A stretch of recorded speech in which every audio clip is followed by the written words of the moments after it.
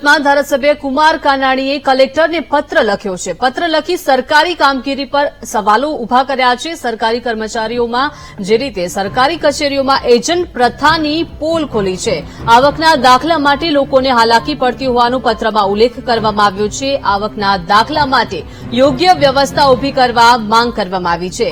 આવકના દાખલા માટે લોકો રાતથી લાઇનમાં ઉભા રહે છે તેવું કુમાર કાનાણીએ જણાવ્યું છે. લોકોને ટોકન આપી દેવાય છે અને લાઇનમાં ઉભા છતાં વારો નથી આવતો તેવું જણાવી રહ્યા છે. એજન્ટો રૂપિયા લઈને 2 કલાકમાં દાખલો કાઢી આપે છે.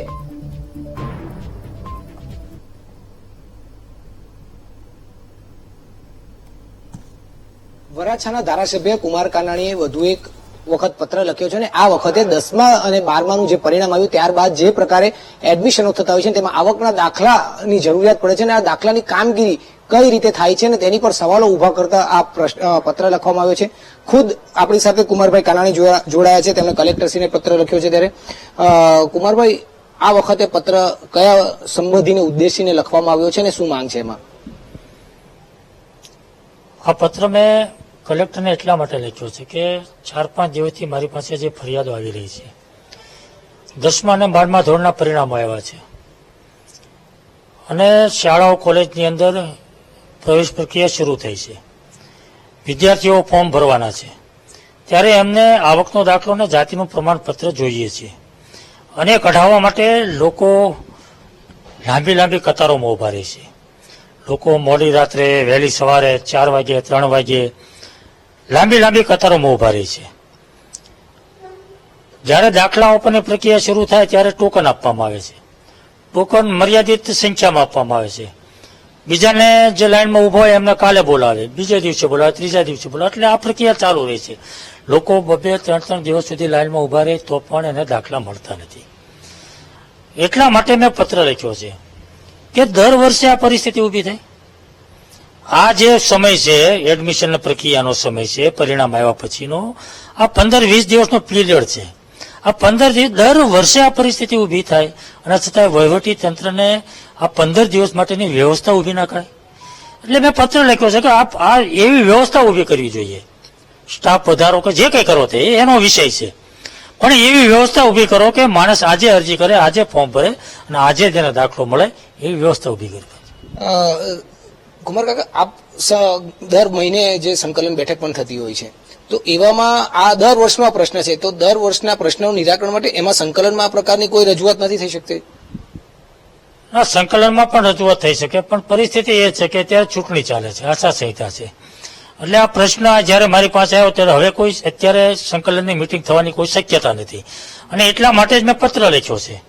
બાકી જો આ પરિસ્થિતિની અંદર અત્યારે જે પરિસ્થિતિ ઊભી થઈ છે અને સંકલનની જો બેઠક થતી હોય તો એમાં પણ અમે રજૂઆત કરી શકીએ, પણ આશાસ્થિતિના કારણે અત્યારે હાલ કોઈ એવી સંકલન સમિતિ મળવાની નથી, એટલા માટે મેં પત્ર લખ્યો છે. સાહેબ, આપણે જે રીતે વાત કરી છે કે વૈકલ્પિક વ્યવસ્થા ઊભી થવી જોઈએ, શું કઈ રીતની થઈ શકે છે, આપનું શું માનવું છે?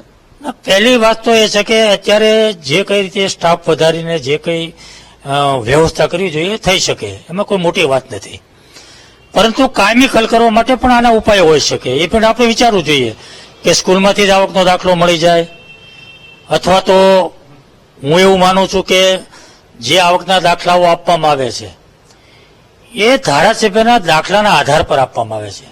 લોકો અમારી પાસે આવકનો દાખલો લઈ જાય અને અમારા દાખલાના આધારે મામલતદાર દાખલા આપે છે, તલાટી દાખલા આપે છે, તો અમારો સીધો જ દાખલો માન્ય કેમ રાખવામાં ના આવે?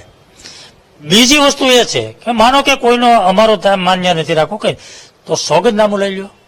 આવકના સોગંદનામા, જેમ કે ચૂંટણીમાં ઉમેદવાર ઉભા રહે છે તો આવકના સોગંદનામા કરે છે, કેટલી આવક છે, કેટલી મિલકત છે એના સોગંદનામા, તો સોગંદનામું એ પણ વિકલ્પ હોઈ શકે.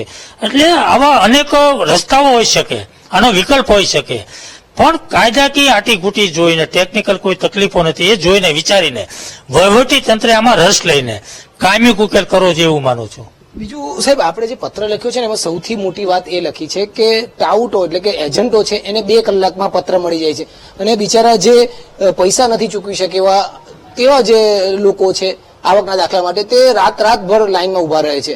તો આ એક સીધો ભ્રષ્ટાચાર ત્યાં પણ સરકારી તંત્રમાં થતો એવું નથી? એજન્ટ પ્રથા એટલા માટે શરૂ થાય છે કે આપણે વ્યવસ્થા નથી, આપણી પાસે વ્યવસ્થા નથી કે માણસ આજે આવે અને આજે દાખલો મળી જાય તો એજન્ટની કાં જરૂર પડે? પણ 2 કલાકમાં એજન્ટને મળી જાય છે અને સામાન્ય નાગરિકને નથી. એ તો પણ એટલા માટે જ કહું છું કે એ પણ એક ભ્રષ્ટાચાર થઈ રહ્યો છે અને એ ભ્રષ્ટાચાર પણ ન થાય અને લોકોને મુશ્કેલી પણ ન પડે એટલા માટે તો મેં પત્ર લખ્યો છે કે લોકો ભ્રષ્ટાચારનો ભોગ ન બને અને લાઈનમાં ઉભા રહીને મુશ્કેલીનો સામનો પણ ન કરે એટલા માટે એવી વ્યવસ્થા ઉભી કરવામાં આવે કે ભ્રષ્ટાચાર પણ નાબૂદ થાય અને લોકોની મુશ્કેલી પણ દૂર થાય. બિલકુલ, આ હતા વરાછાના ધારાસભ્ય કુમાર કાનાણી. આ વખતે તેમણે જે પત્ર લખ્યો છે તે સામાન્ય તમામ નાગરિકોને જોડતો આ પત્ર છે, કારણ કે 10મા અને 12માનું પરિણામ આવી ગયા બાદ તમામ લોકો આવકના દાખલા મેળવવા માટે લાંબી કતારો લગાવતા હોય છે, રાતભર લાંબી કતારો લગાવી દેતા હોય છે અને માત્ર એજન્ટ જે લોકો હોય છે તેને રૂપિયા ચૂકવીને તેની સીધી લાઈન ચાલતી હોય છે તેવું પત્રમાં ખાસ ટાકોર કરવામાં આવે છે અને તેઓને 2 કલાકમાં જ માત્ર જે આવકનો દાખલો છે તે મળી જાય છે. એટલે કે સીધી રીતે ભ્રષ્ટાચાર થતો હોય છે ને ભ્રષ્ટાચાર નાબૂદ પણ થાય તેની માટે ખાસા પત્ર લખવાની વાત કરવામાં આવી છે. કેમેરામેન સરજુ પારેખ સાથે ધ્રુવ સોમપુરા, VTV ન્યૂઝ, સુરત. તો સુરતમાં ધારાસભ્ય કુમાર કાનાણીએ કલેક્ટરને પત્ર લખ્યો છે. પત્ર લખી સરકારી કામગીરી પર સવાલો ઉઠાવ્યા છે. સરકારી કચેરીઓમાં એજન્ટ પ્રથાની પોલ ખોલી છે. આવકના દાખલામાંથી લોકોને હાલાકી પડતી હોવાનો આ પત્રમાં ઉલ્લેખ કરવામાં આવ્યો છે. આવકના દાખલા માટે યોગ્ય વ્યવસ્થા ઉભી કરવા તેઓ માંગ કરી રહ્યા છે. આવકના દાખલા માટે લોકો રાતથી લાઇનમાં ઉભા રહે છે. લોકોને ટોકન આપી દેવાય છે અને લાઇનમાં ઉભા છતાં પણ વારો તેવો આવતો નથી. એજન્ટો રૂપિયા લઈને માત્ર 2 જ કલાકમાં દાખલો કાઢી આપે છે. ત્યારે કુમાર કાનાણી માંગ કરી રહ્યા છે કે એક જ દિવસમાં અરજી કરે અને આજે જ દાખલો મળે તેવી કોઈ વ્યવસ્થા લોકો માટે ઉભી કરવામાં આવે તો લોકોનો સમય બચી શકે છે. તો એમએલએ કુમાર કાનાણીએ કલેક્ટરને પત્ર લખ્યો છે અને આવકના દાખલા માટે યોગ્ય વ્યવસ્થા કરવા તેઓ માંગ કરી રહ્યા છે. એજન્ટ પ્રથા ચાલતી હોવાનો પણ તેઓ આક્ષેપ કરી રહ્યા છે.